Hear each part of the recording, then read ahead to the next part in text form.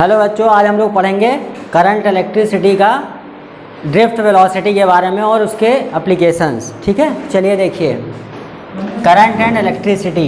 ठीक, तो इसमें देखिए सबसे पहले हमको पढ़ना है ड्रिफ्ट वेलोसिटी के बारे में। देखिए ड्रिफ्ट वेलोसिटी क्या होती है। एक्चुअली जब किसी कंडक्टर में आप इनिशियली अगर देखें तो क्या होता है, यहाँ पे किसी कंडक्टर के अंदर इलेक्ट्रिक फील्ड पहले क्या होती है, जीरो। इसके अंदर इलेक्ट्रिक फील्ड क्या होती है, जीरो। तो इलेक्ट्रॉन के ऊपर कोई एक्सटर्नल फोर्स नहीं होता है। तो लेकिन तब भी इलेक्ट्रॉन क्या होता है, रैंडम मोशन में। इलेक्ट्रॉन रैंडम मोशन में क्यों होता है, due to the energy due to heat. उनके पास टेम्परेचर की वजह से थर्मल एनर्जी होती है। थर्मल एनर्जी की वजह से इलेक्ट्रॉन क्या होता है, रैंडम मोशन में इधर उधर फ्लो कर रहा होता है। कोई इधर जा रहा है, कोई इधर जा रहा है, कोई इधर जा रहा है, कोई इधर जा रहा है, कोई इधर जा रहा है, कोई इधर जा रहा है। तो इलेक्ट्रॉन का कोई स्पेसिफाइड पाथ नहीं होता है। ठीक है, और हम करंट क्या कहते हैं, करंट तब फ्लो होती है जब क्या होगा, इलेक्ट्रॉन एक पर्टिकुलर डायरेक्शन में फ्लो करना शुरू करें। तो यहाँ पे देखिए जब इलेक्ट्रॉन इनिशियली रैंडम मोशन में होता है, जब हम इस पर पोटेंशियल डिफरेंस अप्लाई करते हैं, क्या अप्लाई करेंगे बेटा, पोटेंशियल डिफरेंस। ठीक है, जब पोटेंशियल डिफरेंस अप्लाई करेंगे तो इसके अंदर इलेक्ट्रिक फील्ड क्या हो जाएगी, V/L। ठीक है, V/L। ठीक है, क्या हो जाएगा, V/L। इसके अंदर इलेक्ट्रिक फील्ड लगेगा। अब इलेक्ट्रॉन के ऊपर कितना फोर्स लगेगा, QE। कितना फोर्स लगेगा, QE फोर्स लगेगा, जिसकी वजह से ये एक्सेलरेट होगा। जब एक्सेलरेट होगा तो इलेक्ट्रॉन को तो ऐसे क्या होना चाहिए, भाग जाना चाहिए। लेकिन रैंडम मोशन की वजह से इलेक्ट्रॉन सीधे सीधे ऐसे नहीं भागता, क्या करता है, आपस में कोलिजन करते हुए चलता है। इलेक्ट्रॉन बेसिकली क्या करेगा, जब चलेगा तो एक कोलिजन करते हुए चलेगा एक दूसरे से। ठीक है, एक इलेक्ट्रॉन जब एनर्जी गेन करेगा, इस पर वेलोसिटी आएगी, जाके अगले वाले से कोलाइड करेगा। ठीक है, फिर अगला वाला जाके अगले से कोलाइड करेगा, एक दूसरे से कोलिजन करते हुए इलेक्ट्रॉन आगे बढ़ता है। ठीक, बेसिकली दो सक्सेसिव कोलिजन के बीच के टाइम को क्या कहते हैं, रिलैक्सेशन टाइम। ठीक, रिलैक्सेशन टाइम क्या होता है, दो सक्सेसिव कोलिजन के बीच का टाइम पीरियड। ठीक है, तो आप चाहें तो लिख सकते हैं टाउ से नोट करते हैं, ये होता है रिलैक्सेशन टाइम। ये क्या होता है, relaxation time, time lapse between two successive collision.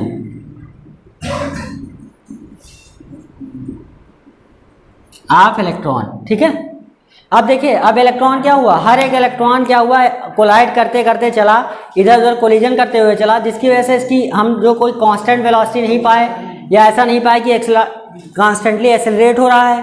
ठीक है, तो उस समय क्या होगा, उस समय हम निकालेंगे एवरेज वेलोसिटी। ठीक है, और उस एवरेज वेलोसिटी को हम क्या कहते हैं, ड्रिफ्ट वेलोसिटी। ठीक है, तो ड्रिफ्ट वेलोसिटी क्या है, the average velocity of electron with which they get drifted towards positive potential। ठीक, पॉजिटिव पोटेंशियल की तरफ इलेक्ट्रॉन क्या हुआ, ड्रिफ्ट हुआ। लेकिन हमारा जो करंट होगा वो क्या चलेगा, इसके अपोजिट में, करंट इसके अपोजिट में। तो ड्रिफ्ट वेलोसिटी बेसिकली क्या है, एवरेज वेलोसिटी ऑफ इलेक्ट्रॉन। यानी आप चाहें तो इसको कह सकते हैं VD क्या है आपका, V1 प्लस V2 प्लस, ऐसे कहाँ तक जाएंगे हम, Vn/n तक, Vn/n तक।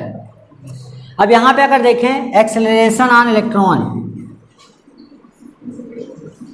ऑफ इलेक्ट्रॉन, तो यहाँ पे क्या लग रहा है, Ma = QE।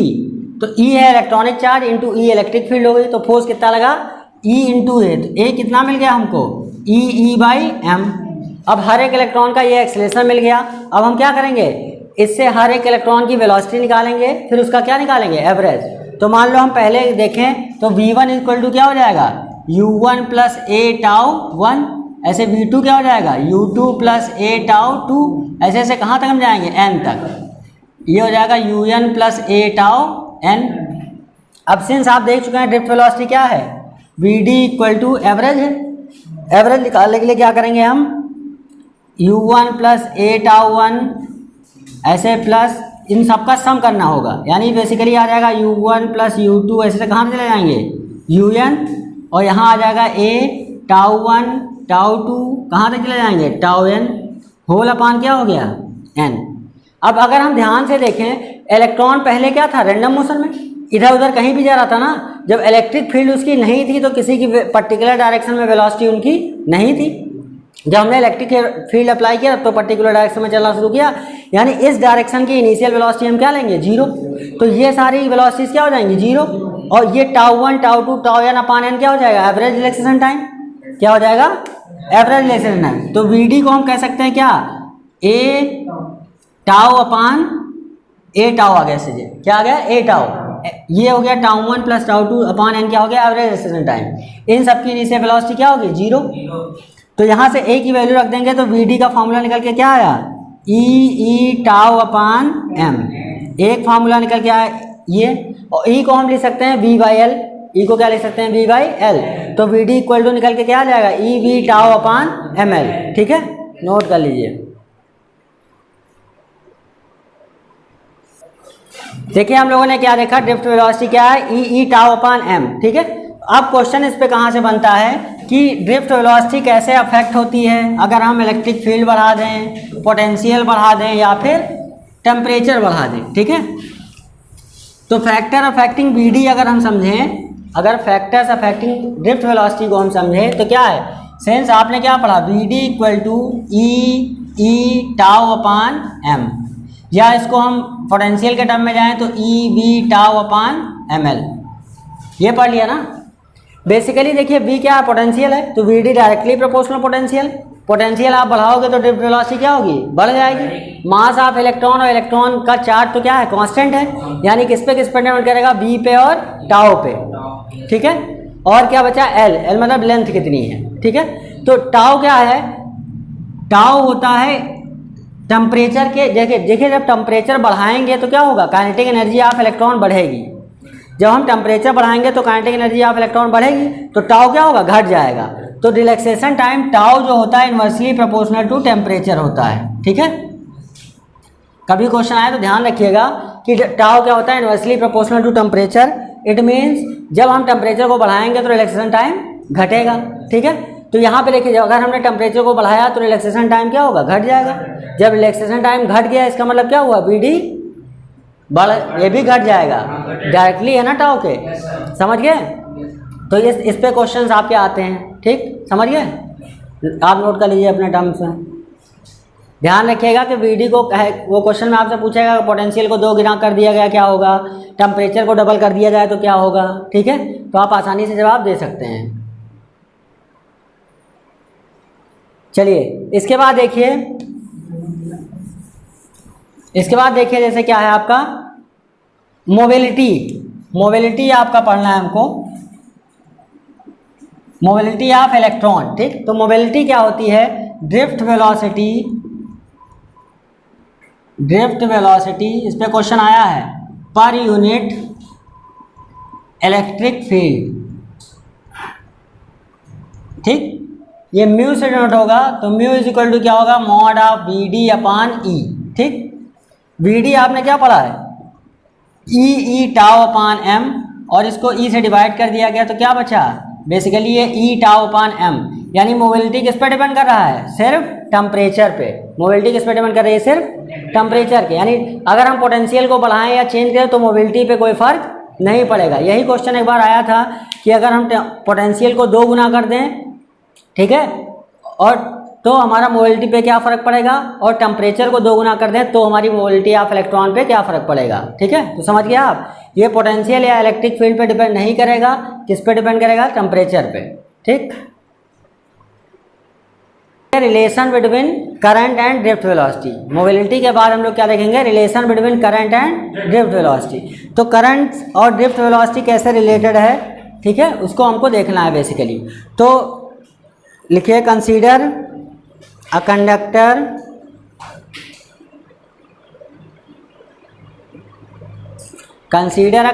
Of length L, हाँ length L, area of cross section A, having small n number of electrons,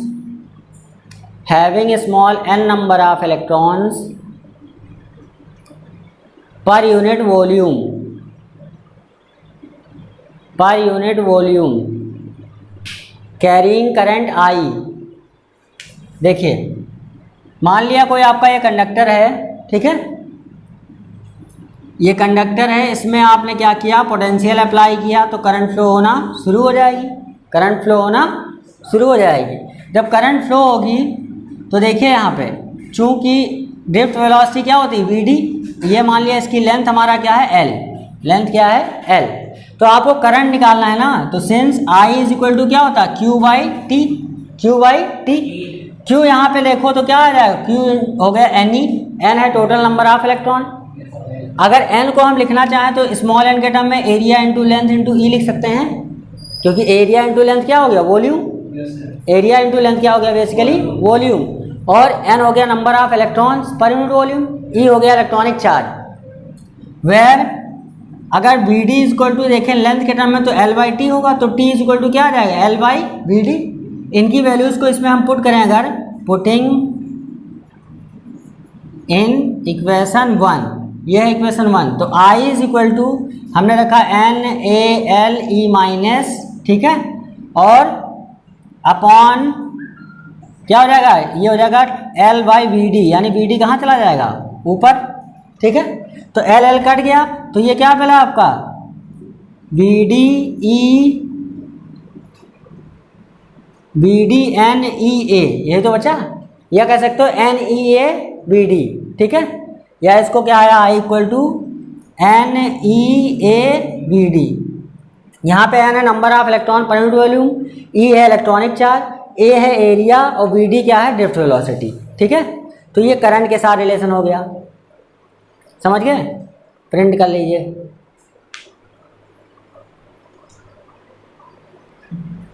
देखिए अब ये हो गया करंट के साथ रिलेशन, ठीक। अब अगर हम देखें करंट हमारा आ गया I equal to n e a b d, ठीक है। अब इसके बाद deduction of Ohm's law, Ohm's law को कैसे हम कॉन्सेप्ट ऑफ ड्रिफ्ट वेलोसिटी से निकालेंगे, ठीक है। Deduction of Ohm's law on basis of concept of drift velocity क्या है, deduction of Ohm's law on basis of concept of drift velocity, ठीक। देखिए आपने क्या पढ़ा है, सिंस किसी कंडक्टर के I equal to n e a b d अभी आपने निकाला है, ठीक। वेयर अगर हम ड्रिफ्ट वेलोसिटी को पीछे से देखें क्या निकाले हम, e b tau upon M l निकाला है, नहीं निकाला है, e b tau upon M l. अगर बी डी की वैल्यू यहाँ पुट करें तो I is equal to n e, और बी की जगह पे हमने रख दिया ए है e b tau upon M l, कह दें तो यहाँ से हमको क्या मिलेगा, I is equal to n E square A tau upon M l into v मिल जाएगा। अब यहाँ से अगर हम v इक्वल टू इक्वेट करें तो क्या आएगा, एम एल अपान एन ई स्क्वायर ए टाउ इंटू वी, ये तो आएगा आई, सॉरी इंटू क्या आएगा आई।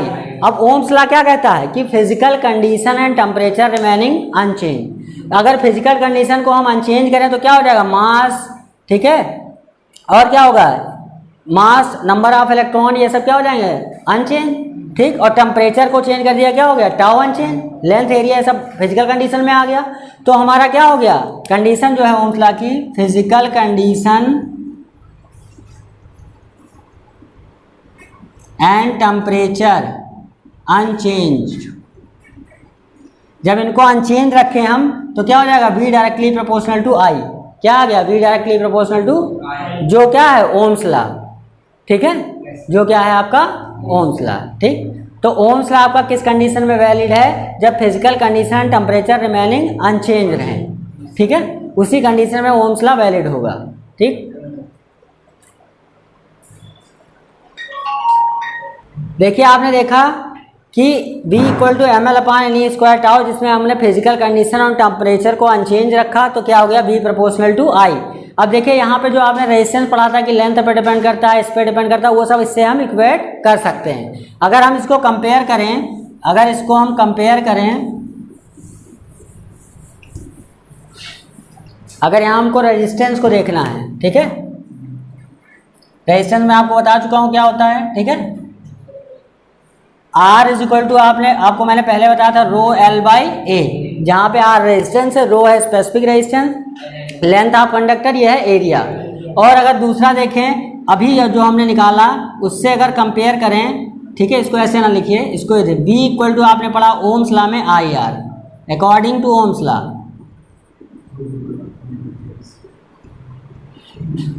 पढ़ा नहीं पढ़ा?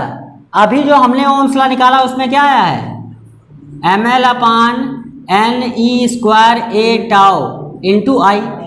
अगर इन दोनों को मैं कंपेरिजन करूं तो क्या मिलेगा हमें resistance, this imply that resistance क्या मिला, ml अपान NE स्क्वायर ए टाउ, क्या मिला, ml अपान NE स्क्वायर ए टाउ।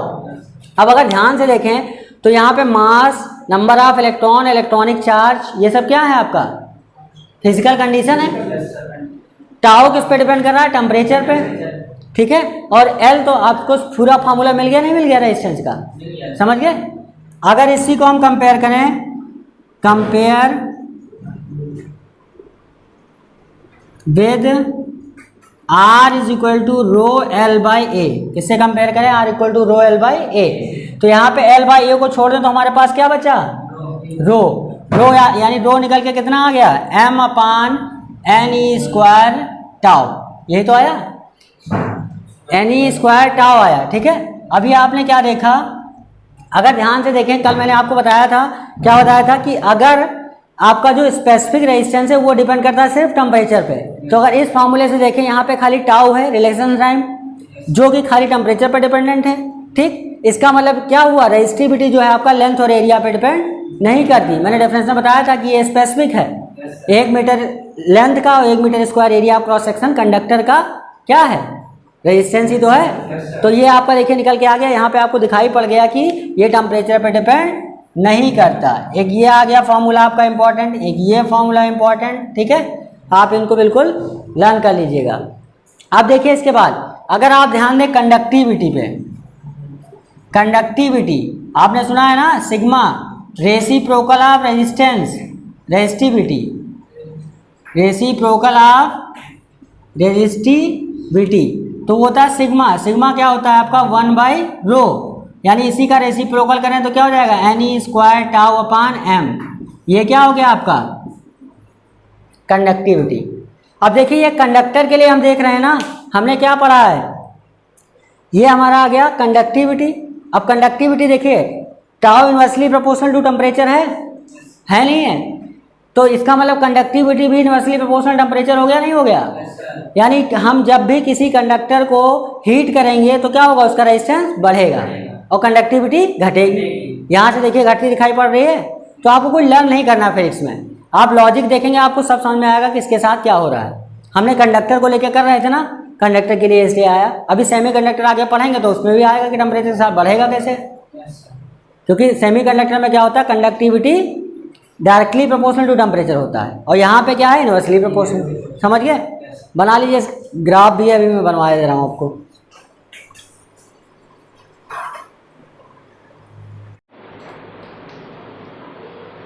देखिए जैसे आपने ये पढ़ लिया, ठीक। अब देखिए अगर इसका हमें कर्व ड्रा करना है, ये हमने फैक्टर देख लिया कैसे कैसे डिपेंड कर रहा है। मैं आपको बता चुका हूँ कि जो रेजिस्टिविटी है वो टेम्परेचर पे कैसे डिपेंड करती है, जब टेम्परेचर आप बढ़ाएंगे तो रेजिस्टिविटी बढ़ेगी, ठीक है। कंडक्टर्स के लिए रेजिस्टिविटी कैसे बढ़ेगी, rho equal to rho naught 1 plus alpha T2 minus T1, जैसे रेजिस्टेंस का वेरिएशन होता है वैसे कंडक्टिविटी का। अब कुछ ग्राफ हैं जो आपके यहाँ पूछे जाते हैं, जैसे आपका ले लें उसके लिए रेजिस्टिविटी आप कॉपर के लिए अगर बनाएं, कॉपर क्या होता है, कंडक्टर, कॉपर कैसा है, कंडक्टर, तो इसका ग्राफ कुछ इस तरह से आएगा, ये आप लर्न कर लीजिएगा, एग्जाम में पूछा जाता है, ठीक है। इसका ग्राफ कुछ इस तरह से आएगा कॉपर का, ठीक। ऐसे आप ले लें, इधर ये रेजिस्टिविटी, सॉरी इधर टेम्परेचर, इधर रेजिस्टिविटी टेम्परेचर अगर आप बनाएंगे तो आपका इस तरह से आएगा, ठीक। ऐसे अगर आप बना लें किसका, नाइक्रोम का, अगर नाइक्रोम का हम बनाएंगे तो नाइक्रोम आपका एलॉय है, जब मैं करंट पढ़ा रहा था आपको बताया था ना, ये कॉपर के लिए है, नाइक्रोम के लिए बनाएं तो जो रेजिस्टिविटी होती है इसका टेम्परेचर के डायरेक्टली प्रोपोर्शनल होता है लीनियर वेरिएशन, कुछ ना कुछ इसका पहले होता है ऐसे डायरेक्ट। इसीलिए नाइक्रोम क्या होता है, हीटिंग एलिमेंट। कैसे यूज होता है एज हीटिंग एलिमेंट। जैसे जैसे उसकी टेम्परेचर बढ़ाएंगे रेजिस्टिविटी और बढ़ेगी, जब रेजिस्टिविटी और बढ़ेगी तो क्या होगा, वो हीट प्रोड्यूस करेगा। ठीक। और अगर सेमी कंडक्टर में हम चले जाएँ, सिलिकॉन जैसे सिलिकॉन के लिए चले जाएँ सेमी कंडक्टर, तो अभी आपने क्या देखा है कि रेजिस्टिविटी इसकी टेम्परेचर के साथ घटती है। ठीक है, क्योंकि कंडक्टिविटी बढ़ती है इसकी। देखिए जो सेमी कंडक्टर होते हैं उसमें जैसे हम टेम्परेचर अप्लाई करते हैं तो बॉन्ड्स ब्रेक होते हैं। बॉन्ड ब्रेक होंगे तो ज़्यादा होल और ज़्यादा इलेक्ट्रॉन क्रिएट होते हैं। जब जितने ज़्यादा करंट कैरियर प्रोड्यूस होंगे उतना ही ज़्यादा अच्छा वो कंडक्टर होगा। ठीक है, तो इसीलिए कंडक्टिविटी आप सेमी कंडक्टर ऐसे बनता है। ये नाइक्रोम का है, ये आपका किसका है, कॉपर का, जो एग्जाम में पूछे जाते हैं आपको मैंने बताया है। ठीक है, अब देखिए इसके बाद नोट करो हमको रिलेशन निकालने के लिए आया जैसे कंडक्टिविटी और करंट डेंसिटी। कंडक्टिविटी और करंट डेंसिटी का रिलेशन, ये आपके एग्जाम में बहुत पूछा जाता है ऑप्शंस में, या अगर आपका एमसीक्यू क्वेश्चन होगा तो उसमें देगा कौन सा सही है। इसी को हम vector form of Ohm's law भी बोलते हैं। इसी को हम क्या बोलते हैं, vector form of Ohm's law. तो रिलेशन हमारा बेसिकली किस में डिराइव करना है, रिलेशन बिटवीन जे होता है current density, current per unit area, electric field and sigma is conductivity. अब अगर ध्यान से देखें तो I इज इक्वल टू हमने क्या पढ़ा है, NEAVD पढ़ा है। यहाँ से I बाई A अगर हम देख लें तो क्या बचेगा, NE और VD की वैल्यू क्या रख दें, E tau upon M, E tau upon M।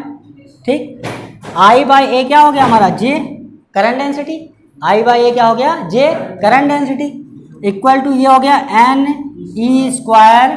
ठीक है, टाउ अपान M इंटू क्या बचा, टाउ सॉरी कैपिटल E, क्या बचा कैपिटल E। अगर ध्यान से देखें तो ये क्या है, कंडक्टिविटी है, नहीं कंडक्टिविटी है। सिंस यहाँ कह सकते हो since sigma is equal to NE square tau by M, अभी देखे हैं तो हमारा क्या मिला, J इज इक्वल टू सिग्मा इंटू E, यानी ये कह सकते हैं हम vector form of Ohm's law भी इसको बोलते हैं। ठीक, तो इतना आप लोग समझ गए होंगे। अब देखिए नेक्स्ट लेक्चर में मैं आगे का पढ़ाऊंगा। ठीक है, तो आप लोग आगे के लेक्चर्स देखने के लिए मेरे चैनल को सब्सक्राइब करें और शेयर करें। Thank you. मैंने